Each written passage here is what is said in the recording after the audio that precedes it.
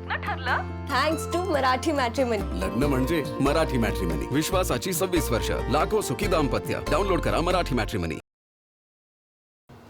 आज छत्रपती संभाजीनगरमध्ये जिल्हा परिषद सभापती पदासाठी निवडणूक प्रक्रिया पार पडते आणि ही प्रक्रिया सुरू असताना ठाकरे शिवसेनेचे नेते अंबादास दानवे यांनी एक व्हीप जारी केला होता की ठाकरे शिवसेनेच्या जिल्हा परिषद सदस्यांनी कुणालाही मतदान करू नये.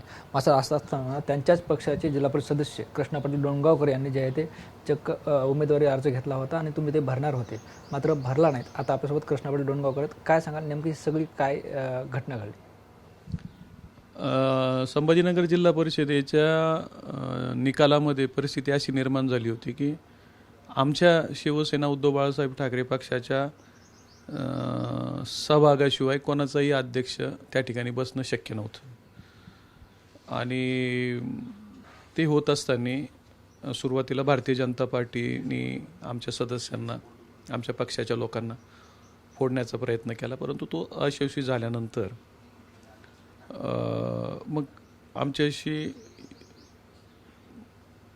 जागा काही वाटपाच्या याच्या चर्चा केल्या, परंतु नंतर परत त्यांचं युतीचा निर्णय झाला आणि भारतीय जनता पार्टी आणि शिवसेना युती करण्याचा निर्णय झाला. ते झाल्यानंतर आम्हीच एकनाथ शिंदे साहेबांच्या लोकांशी संपर्क केला आणि त्यांना विनंती केली की शिवसेनेचा संभाजीनगर हा बालेकिल्ला असल्यामुळे शिवसेनेचे सदस्य पदाधिकारी होतील अशा पद्धतीचा आपण प्रयत्न करा.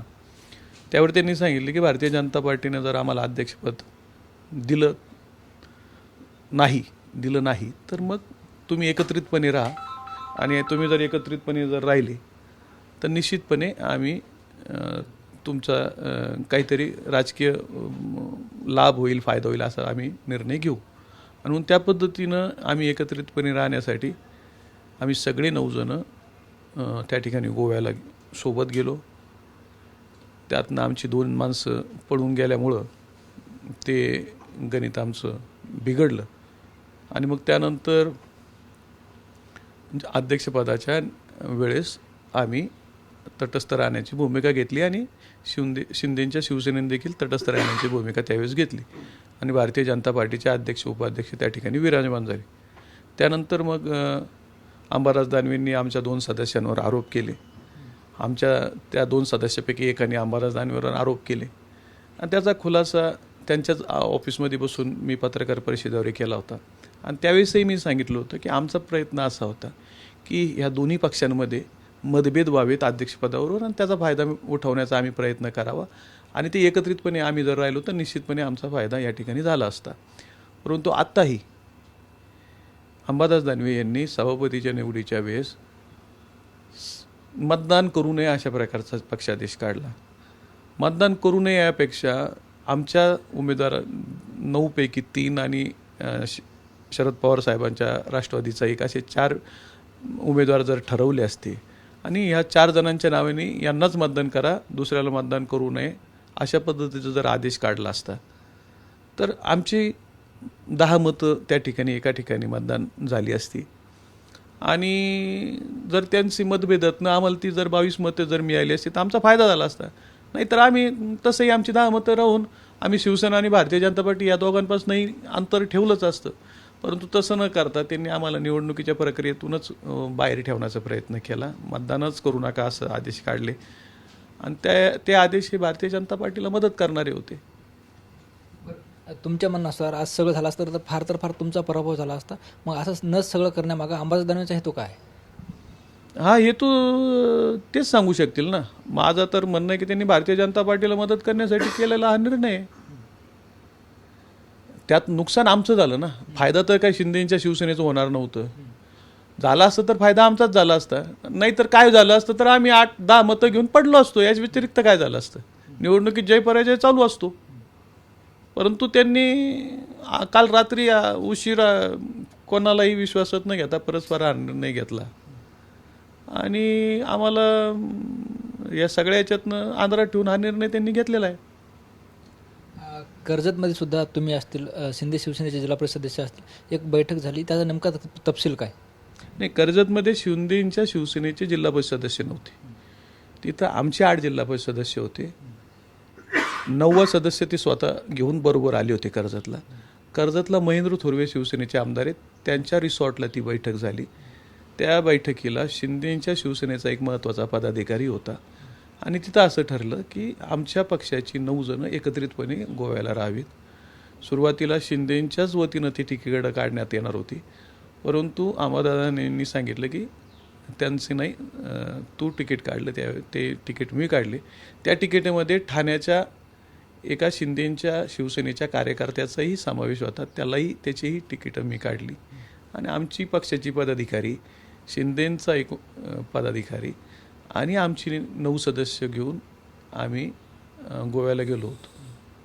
म्हणजे कर्जतच्या बैठकीत अंबादास दानवे होते आणि शिंदे शिवसेनेचा एक महत्त्वाचा पदाधिकारी होता. हो. तेव्हा नेमकी काय चर्चा झाली तिथं? त्यावेळेस नेमकी चर्चा अशी झाली की सगळे आमचे शिवसेनेचे पदाधिकारी एकत्रितपणे गोव्याला राहतील आणि त्यात काही जणांना पदं दिले जातील आणि ज्यांना पदं मिळणार नाही त्यांचं जे काय असेल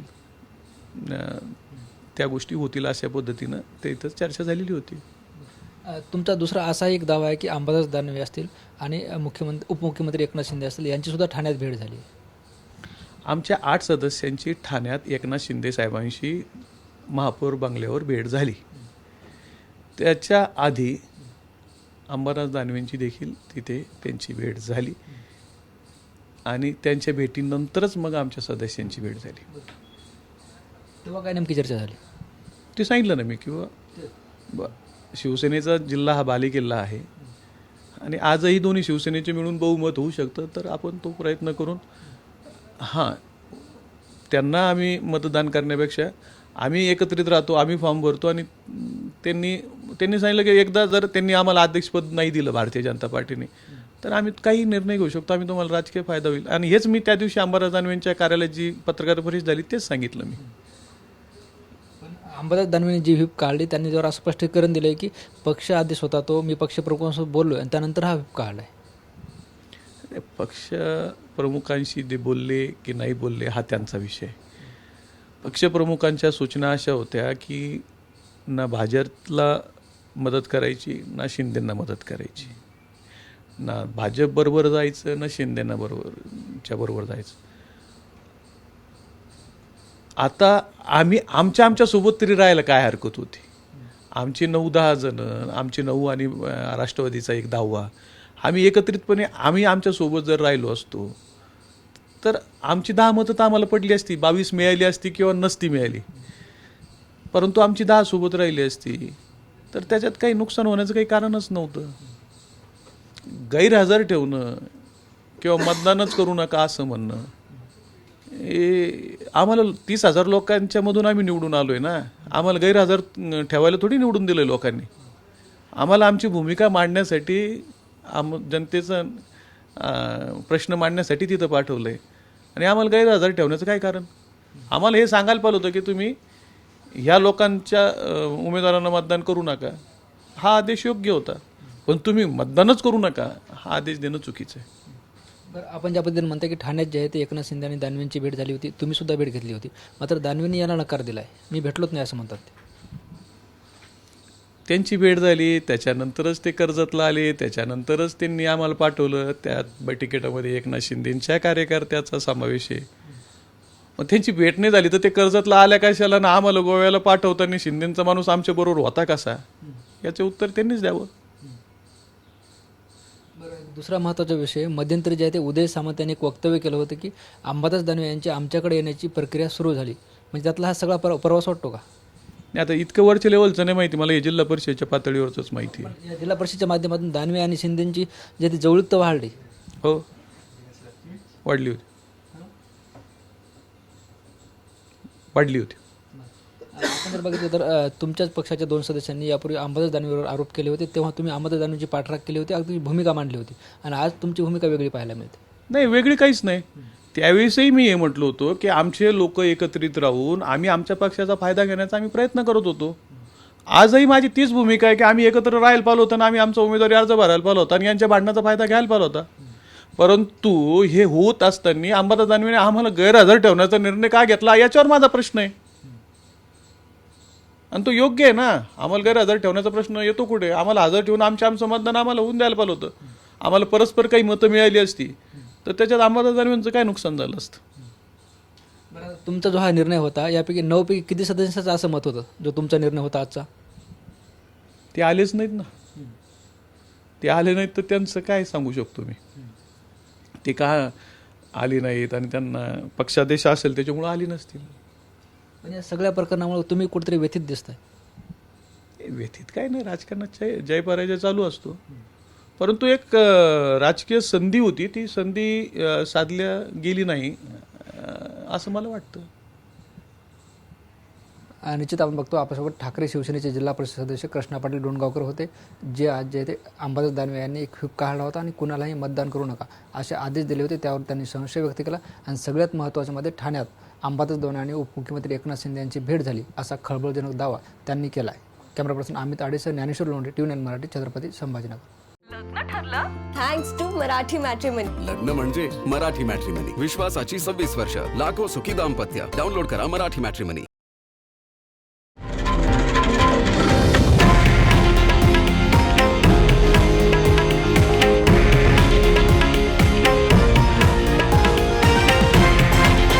हे आहे देशातील नंबर 1 न्यूज नेटवर्क आणि आपण पाहत आहात TV9 मराठी, एकमेव.